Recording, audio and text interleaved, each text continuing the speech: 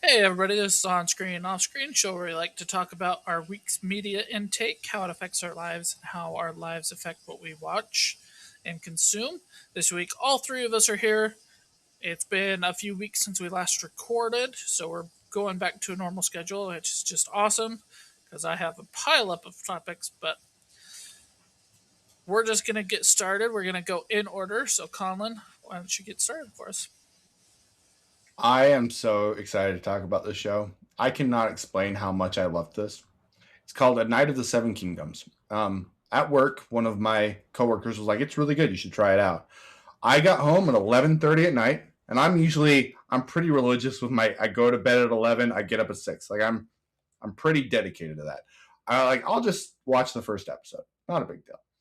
I watched the whole season, whole show in one night. I didn't go to bed. I literally just stayed up and I got up in the morning and I did my stuff because I love this show. Our main guy is Sir Duncan the Tall, and he's played by Peter Calfee. And he was going to be a professional rugby player, and he's like, "Let me just go try to be an actor." And he gets on a Game of Thrones spinoff for his first show, and he smashes it out of the park. He is the most likable guy I think I've ever seen on a screen. You cannot not like this guy. He is just so he's just this gentle giant who every once in a while, if you hurt one of the people that he loves, will go ham on you and wreck you. And it's awesome. It is so exciting. It's like a Knight's Tale, but a little bit more gritty, is kind of how I would explain the show. As he's going along, he's this hedge knight is what they call it, and it's basically like a country bumpkin sheriff of a knight. Like that's what you would think of it as. And he's going along and he meets this little kid who just wants to be a squire to somebody, but he's weirdly smart and you don't know why. And there's a twist that comes along with it that I think is a pretty good little twist. Like you probably see it coming, but it's a pretty good little twist.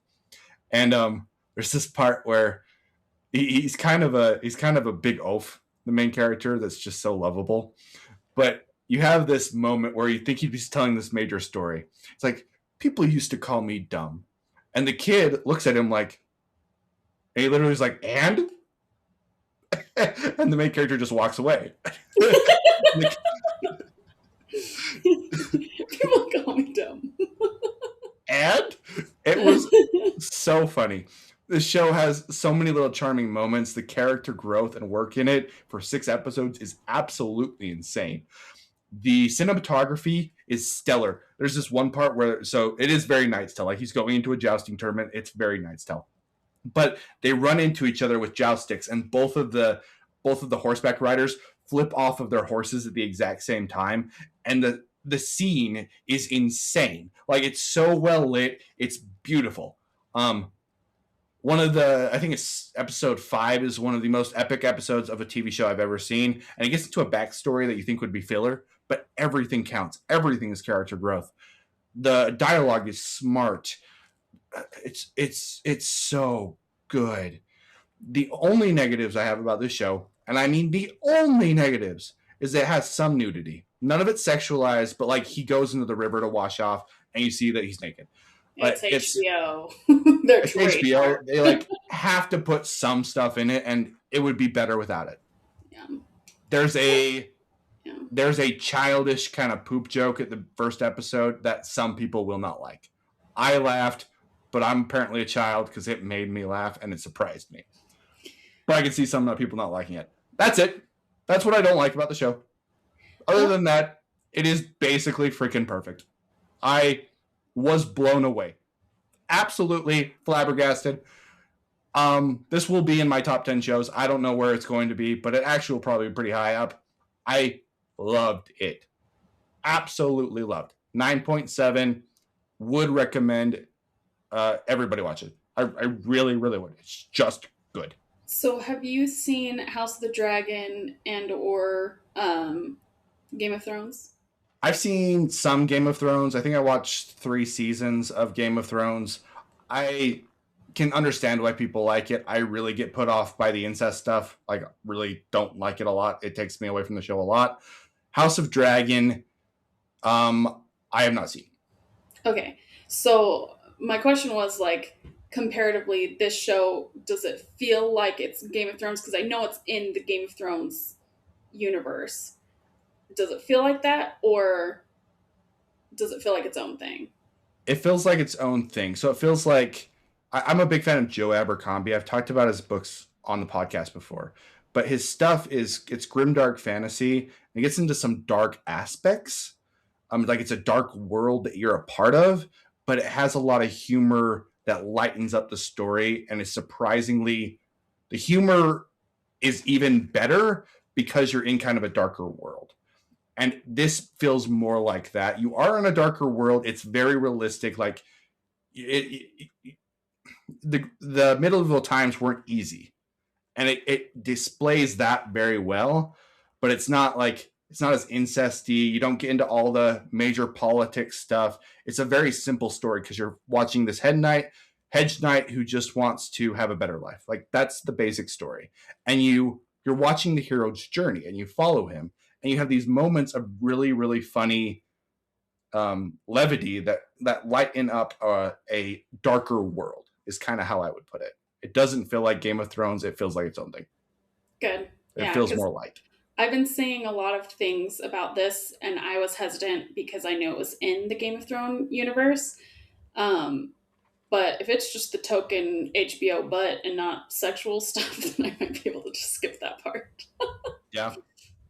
And you aren't gonna like there's no story stuff while there's any of that. It's really good. That's It's good. really, Because really good. I wish HBO would do away with that. Because I swear they have a contract where they're like, there's not a butt in this series. We can't air it. I'm like, dude. 100%. I'm like, I don't know. It doesn't help the show at all. Literally. Yeah. Because I remember like watching Chernobyl and I was like, come on, HBO. Yeah. You don't need that in your contract. But good. Yeah. I think I'll venture into it then because I have some coworkers that have been telling me about it. They kind of spoiled some things for me. So, but I That's a still, shame. yeah, I'm still excited to watch it though. Did So, they spoil a death?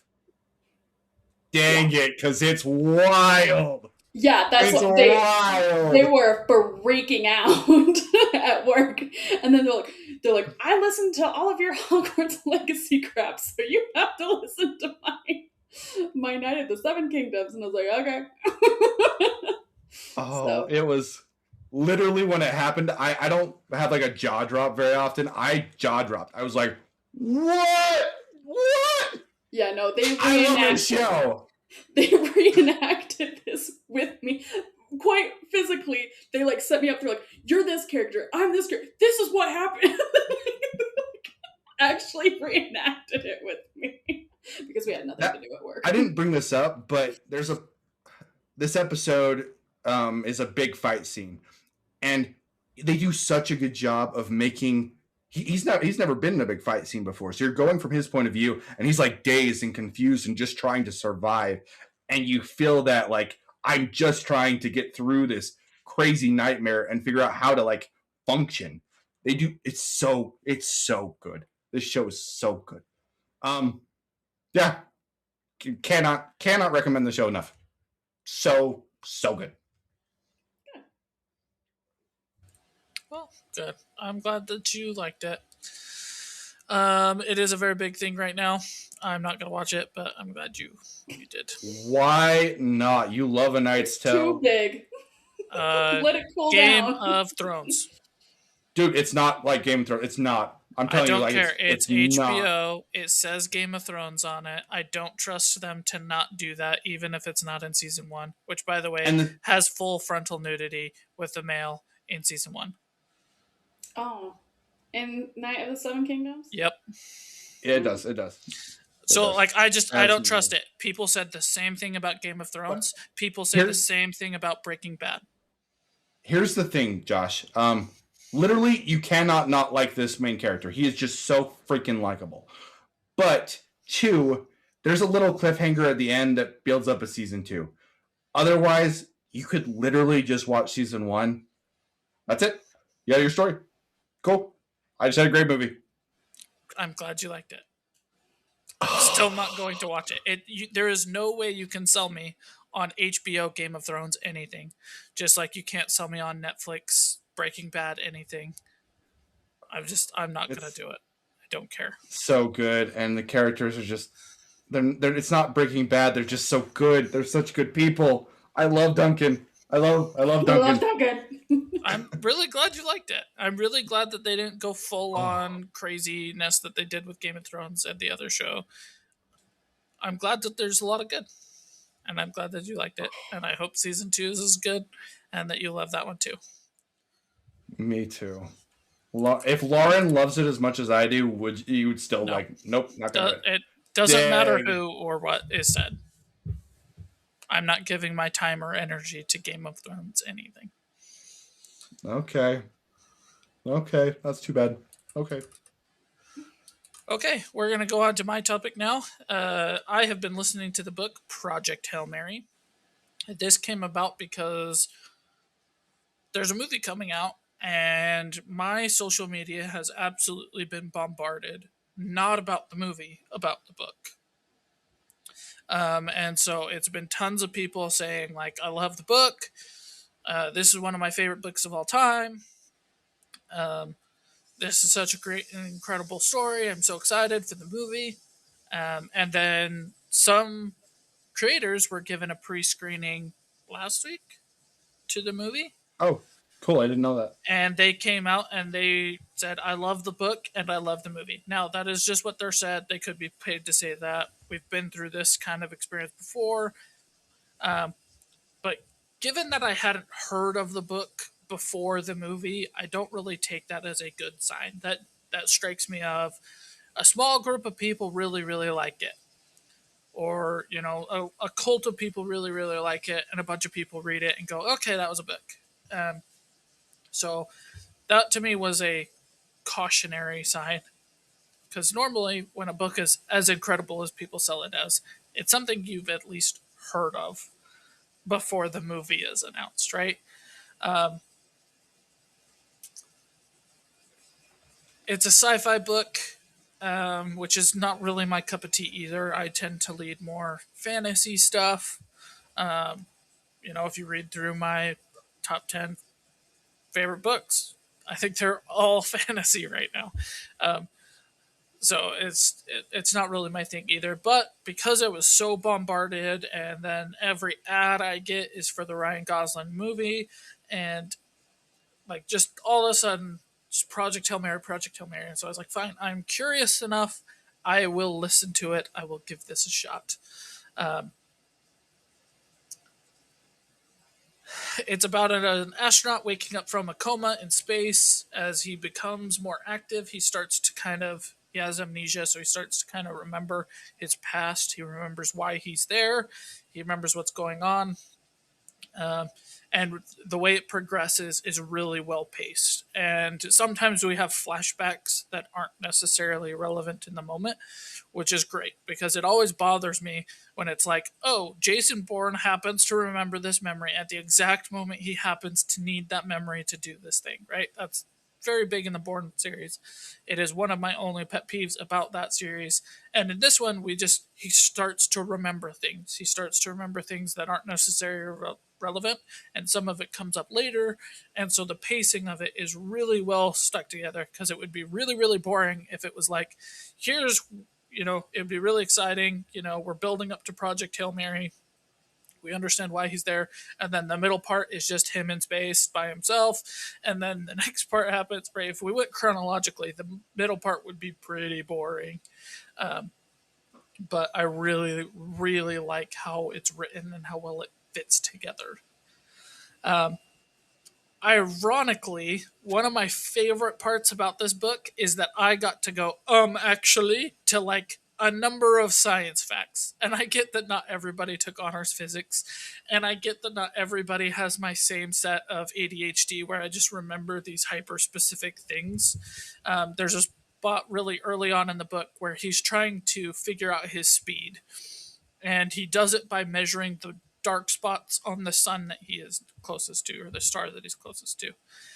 And I got to go, actually, you didn't actually measure which way it was spinning. So if it was spinning this way, it would have said you would have thought you were going faster than if it was spinning the other way. Which to me is really frustrating because the way you measure it is by seeing if it has redshift or blue shift, depending on the side that you're looking at. And it brings up redshift at the end of the book. So I'm like, I know you know it exists, but you didn't do it then, so I'm smarter than you. Haha, Arthur. Um, there's a couple of other things that he does, like the premise is the sun is dying because this mysterious cell showed up and is sucking the energy out of the earth. It's called astrophage, and it takes him a quarter of the book to figure out why the astrophage moves from the sun to Venus. And I knew it immediately when he said that because I know how cells work on the most basic level.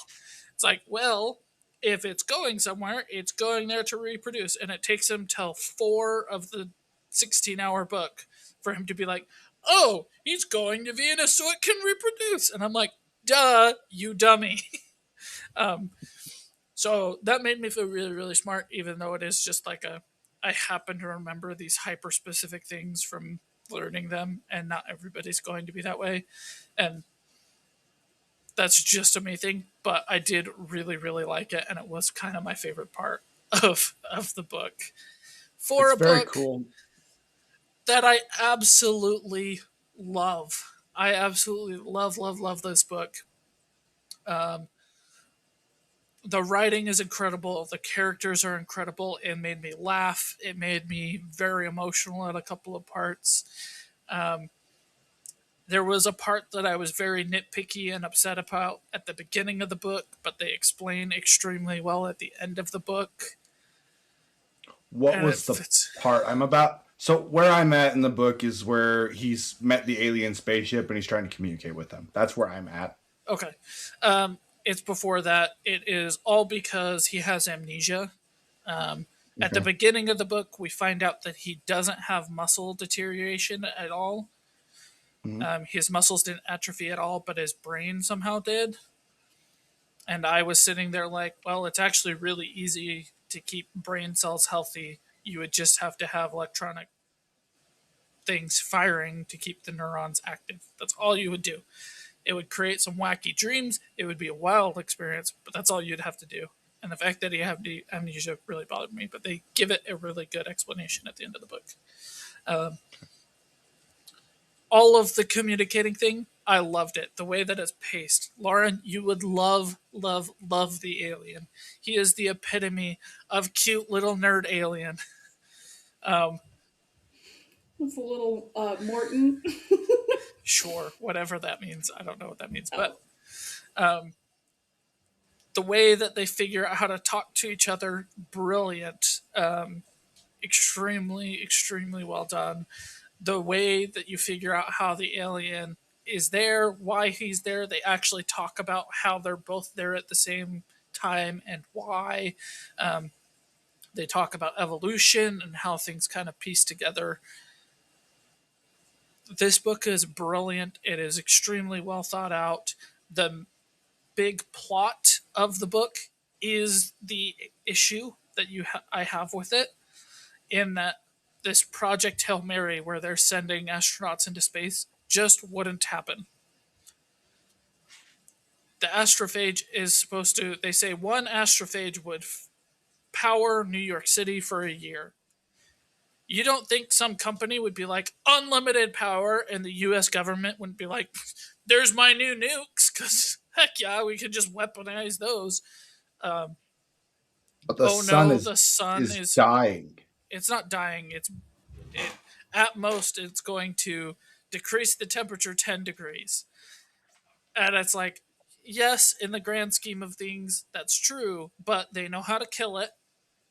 They they know how to utilize it. They know how to turn it into energy. They know hypothetically how to turn it into a weapon. There's no way that the world would come together to finance this trip because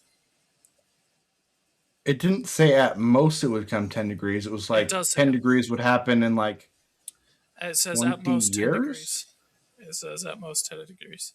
To say at most. Or at when it hits 10 degrees, the human race would cease to exist. But the So reason it would cease to ice age exist is above. because the temperature would drop, which means crops wouldn't get the sun necessary.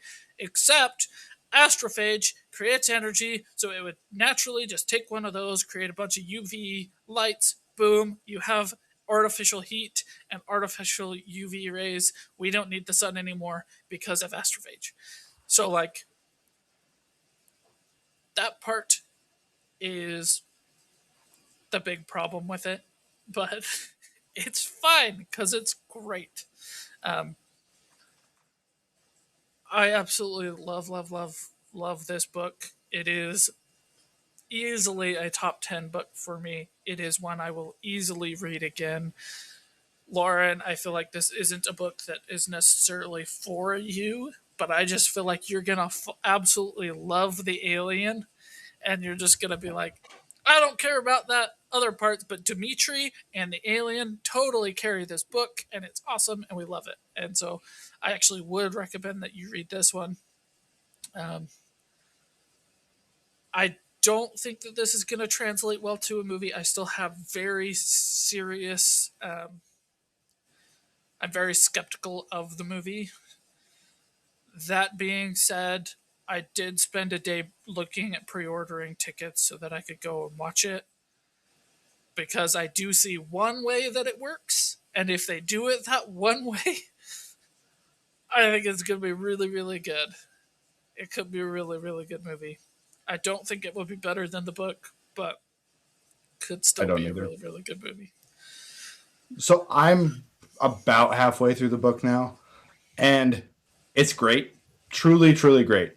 This has been on my list to read for years, but it kept being like, oh, the next Red Rising came out. I better read that. Oh, the next whatever came out. I better read that. And it was like on the list, but it just kept getting pushed down and pushed down, pushed down. I want to read it before the movie comes out. So I was like, no more, let's go. And my wife, who's never read a sci-fi book in her life, she doesn't watch sci-fi shows with me, is loving this book.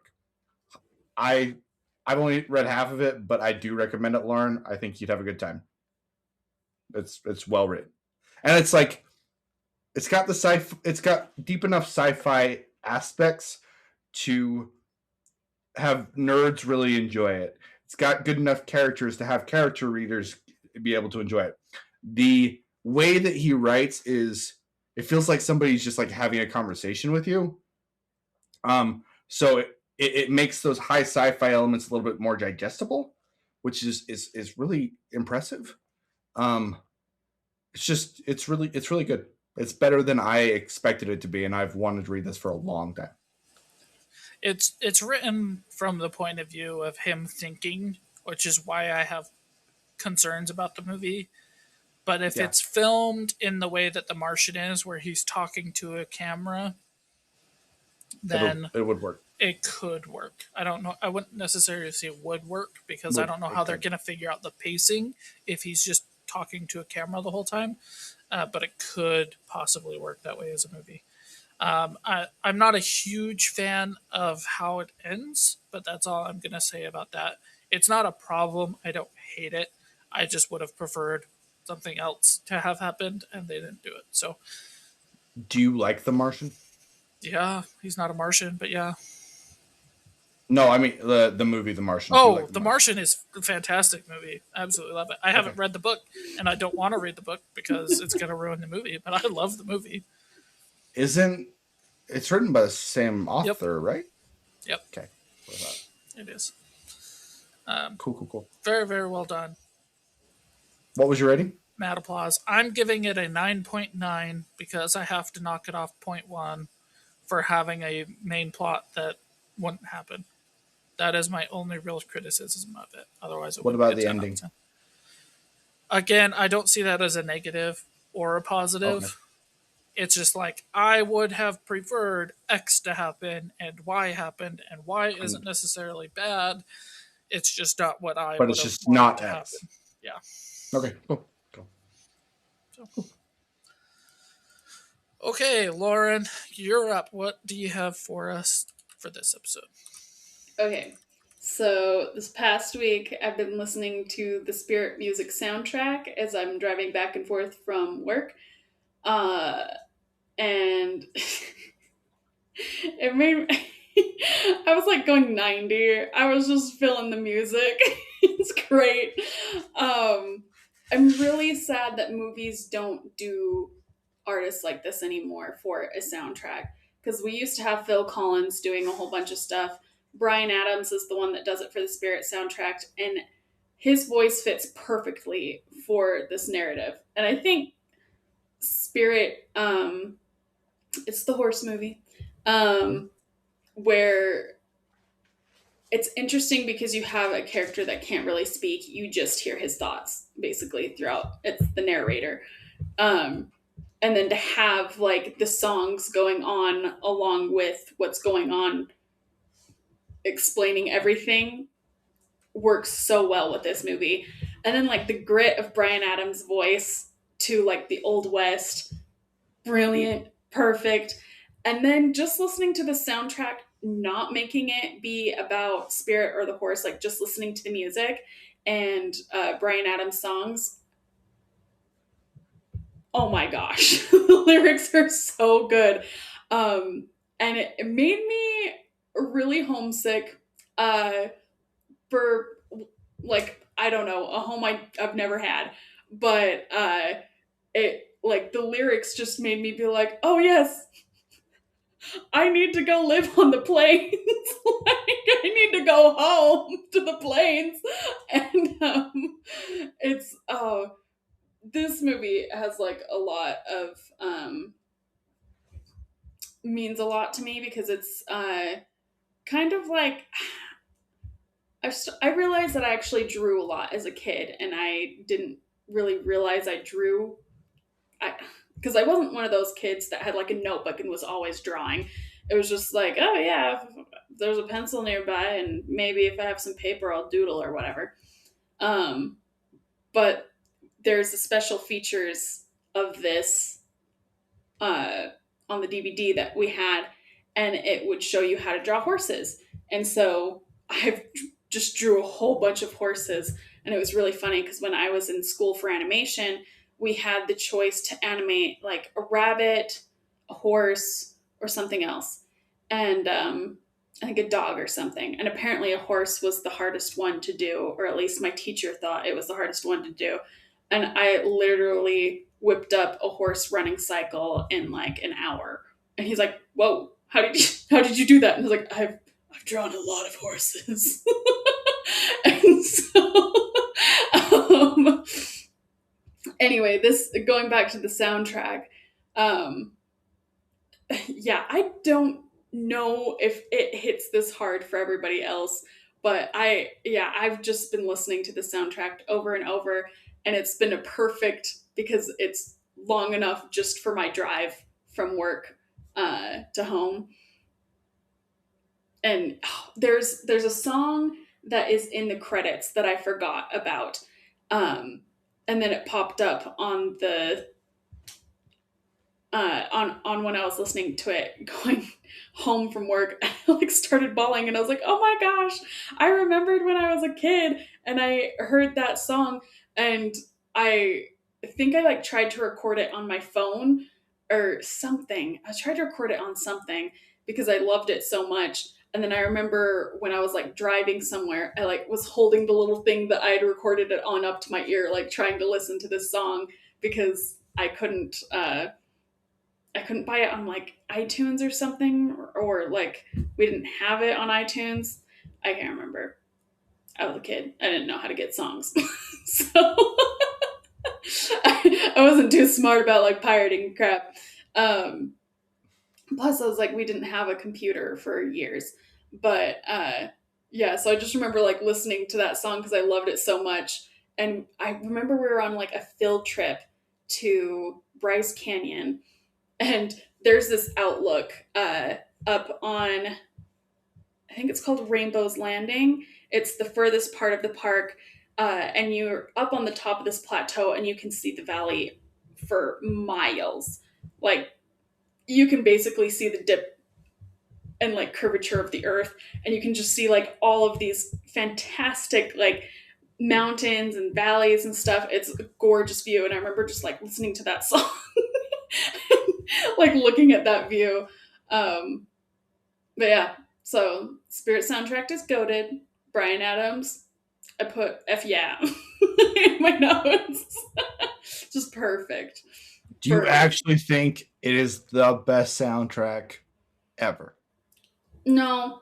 Um, but it's definitely in my top. Like, if I'm thinking like critically, no.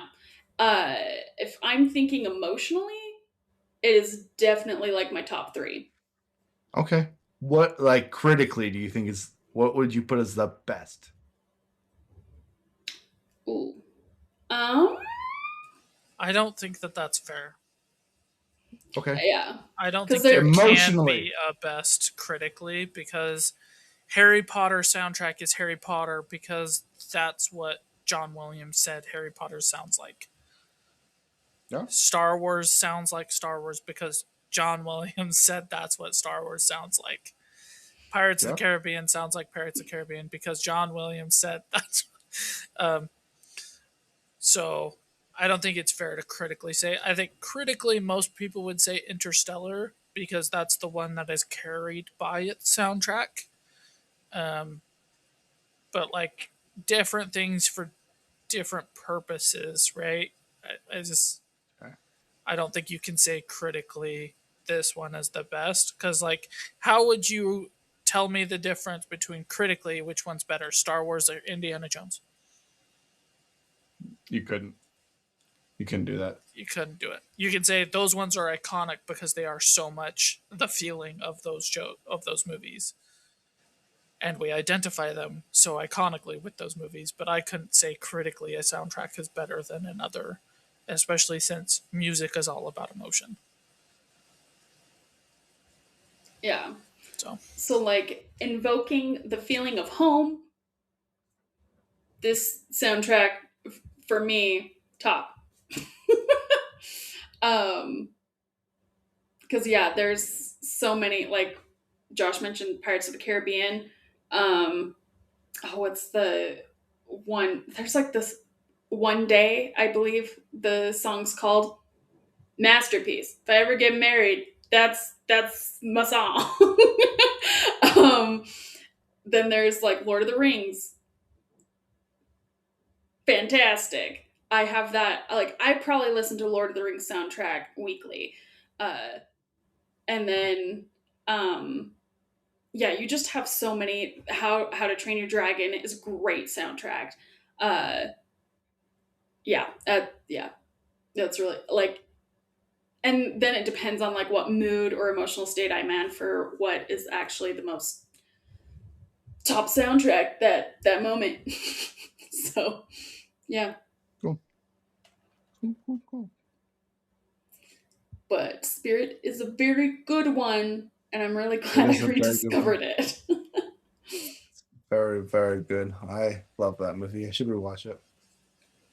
Yes. you just don't like the people that watch that movie. That's true.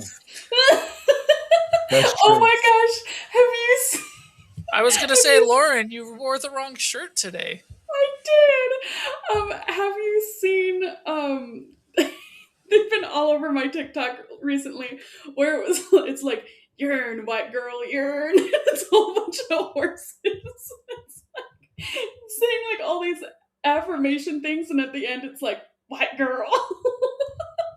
It's so funny.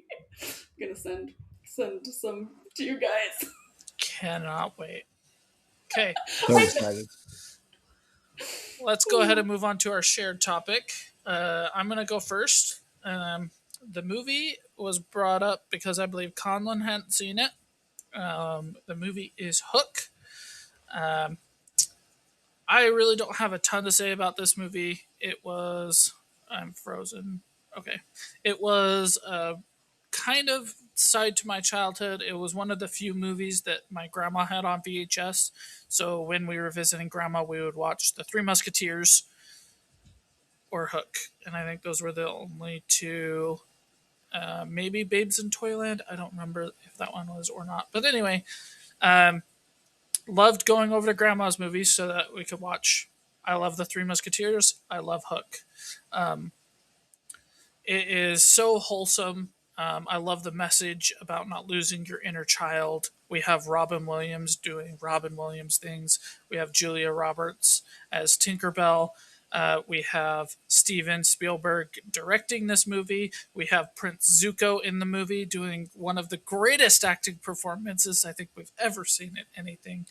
Like I said, I think that this is just a wholesome, fun little kids movie. I love watching it every time it comes up. It is so just wholesome, and I think you'd have to be a real asshole to have anything negative to say about this movie. Okay, Conlon, what do you have for us on Hook?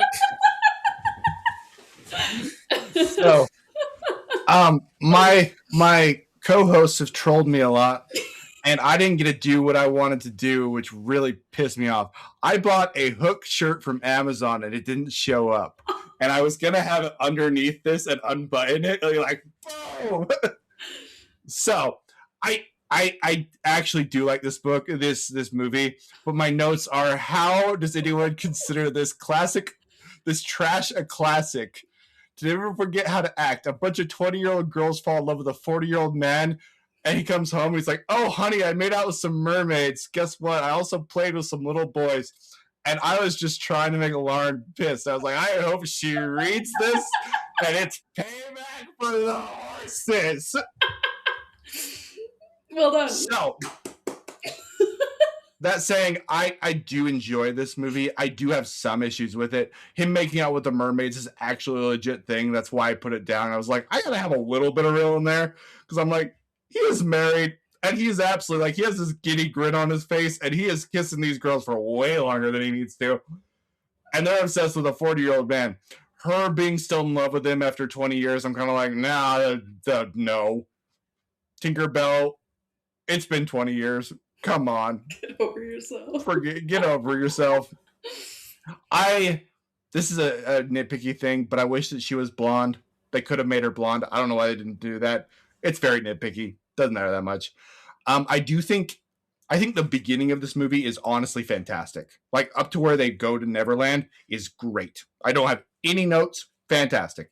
When they go to Neverland, I like it, but it did feel a little long to me. By the end of the movie, I was kind of like, okay, let's go. I think the part where they're going through with the Lost Boys could just be cut down some. Like 15, 20 minutes could have just been cut out of this movie, and it would be a better movie overall.